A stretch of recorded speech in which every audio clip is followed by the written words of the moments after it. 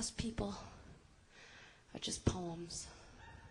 We're 90% metaphor, with a leanness of meaning approaching hyperdistillation. And once upon a time, we were moonshine, rushing down the throat of a giraffe. Yes, rushing down the long hall, despite what the PA announcement says. Yes, rushing down the long hall, down the long stairs in a building so tall that it will always be there. It's part of a pair, there on the bow of Noah's Ark. The most prestigious couple just kicking back, parked against a perfectly blue sky on a morning beatific in its Indian summer breeze. On the day that America fell to its knees, after strutting around for a century without saying thank you or please. And the shock was subsonic, and the smoke was deafening between the setup and the punchline, because we were all on time for work that day. We all boarded that plane for it to fly, and then while the fires were raging, we all climbed up on the windowsill, and then we all held hands and jumped into the sky. And every burro looked up when it heard the first blast, and then every dumb action movie was summarily surpassed, and the exodus uptown by foot and motor car looked more like war than anything I've seen so far. So far. So far.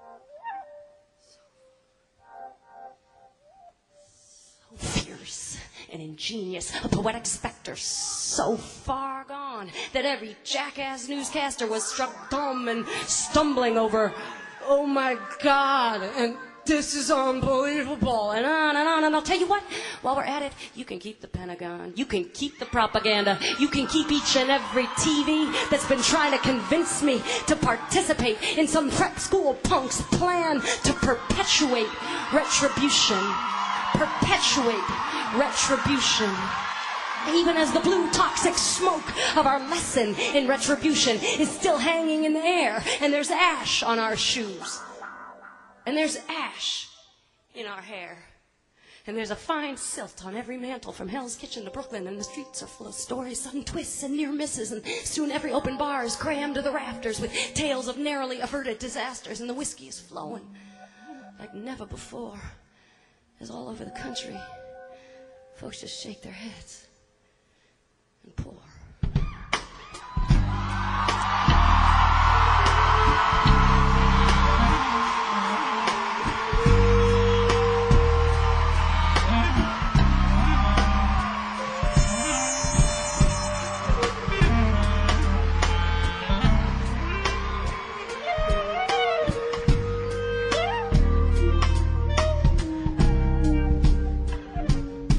So here's a toast to all the folks that live in Palestine, Afghanistan, Iraq, El Salvador.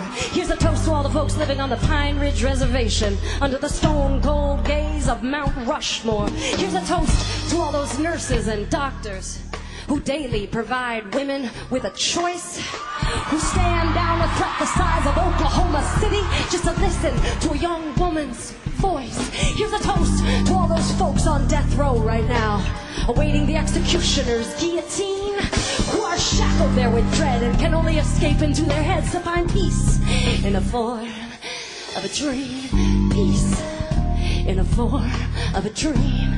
Peace in the form of a dream. Cause take away our PlayStations and we are a third world nation, under the thumb of some blue blood royal son who stole the Oval Office and that phony election.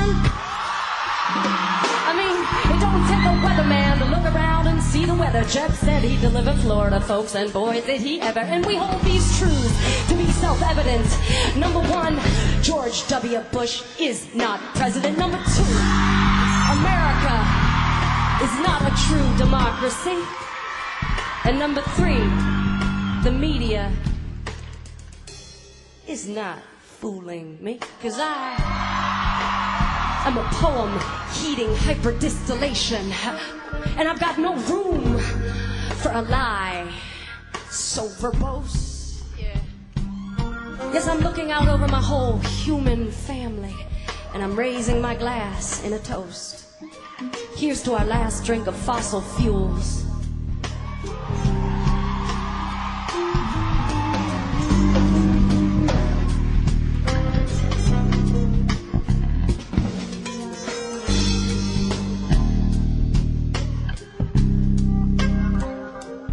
May we vow to get off of this sauce.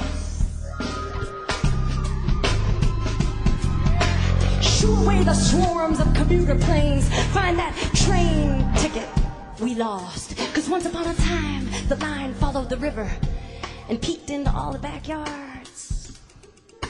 And the laundry was waving and the graffiti was teasing us from brick walls and bridges. We were rolling over ridges, through valleys, under stars. I dream of touring like Duke Ellington in my own railroad car.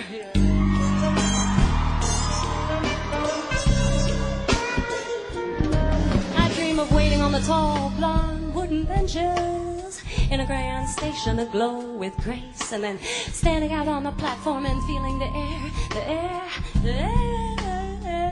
on my face. Give back the night its distant whistle. Give the darkness back its soul. Give the big oil companies the finger finally, and relearn how to rock and roll. Yes, the lessons are all around us, and the truth is waiting there. It's time to pick through the rubble, clean the streets and clear the air. Get our government to pull its big dick out of the sand of someone else's desert. Put it back in his pants with the hypocritical chance of freedom forever. 'Cause when one lone phone rang in 2001 at 10 after 9 on 911, which was the number we all call when that lone phone rang, right off the wall, right off our desk and down the long hall, down the long stairs in a building so tall that the whole world turned just to watch it fall.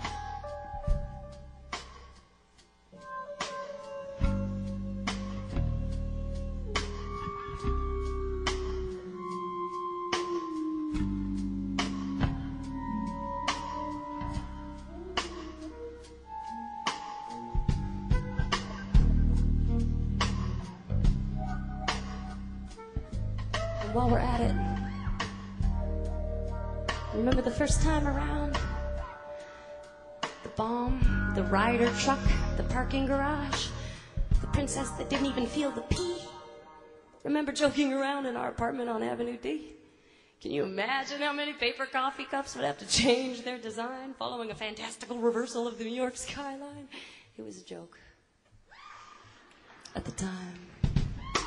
And that was just a few years ago, so let the record show that the FBI was all over that case, that the plot was obvious and in everybody's face. And scoping that scene religiously, the CIA, or is it KGB, committing countless crimes against humanity with this kind of eventuality as its excuse for abuse after expensive abuse, and they didn't have a clue. Look, another window to see through.